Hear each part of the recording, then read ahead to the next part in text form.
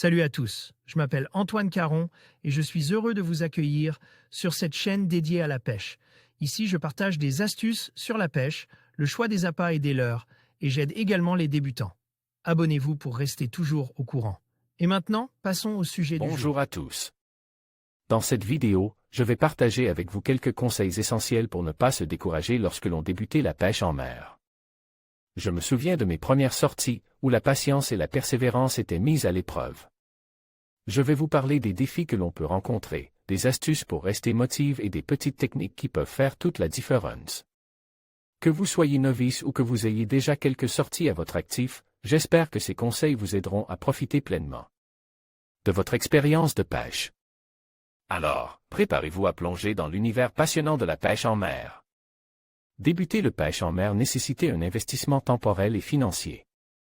Après l'excitation de l'achat du matériel et l'envie d'aller l'utiliser, celle-ci peut rapidement chuter en raison de l'absence de résultats.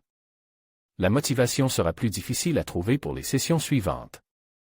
Pourtant, comme dans tout apprentissage, la persévérance est nécessaire et indispensable.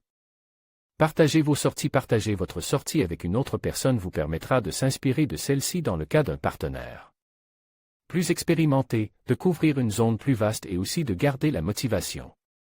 Vous pourrez échanger et vous conseiller mutuellement. Seul, vous risquez de renoncer plus rapidement. Modérez vos objectifs. Comme beaucoup de pêcheurs, vous avez consulté en long et en large les réseaux sociaux et les forums afin de vous faire une idée du matériel à acquérir. Vous rêvez aussi de ces poissons trophées exposés en photo sur le mur de votre détaillant ou affichés sur les réseaux sociaux. Mais prenez garde de ne pas brûler les étapes de l'apprentissage et dites-vous bien que, dans la majorité des cas, ces personnes qui posent fièrement avec des poissons trophées on passe énormément d'heures au bord de l'eau avant d'y parvenir. Variez les espèces. Dans la lignée du point précédent, ne partez pas bille en tête à la recherche du bar. Certes, ce poisson fait rêver beaucoup de monde, mais d'autres espèces vous permettront de faire votre apprentissage. La vieille notamment, injustement boudée par certains pêcheurs, est très présente sur les zones rocheuses. Il vous permettra d'augmenter le nombre de prises et facilitera l'apprentissage. Faites confiance à votre détaillant. L'envie est grande de s'équiper de A à Z via les sites en ligne.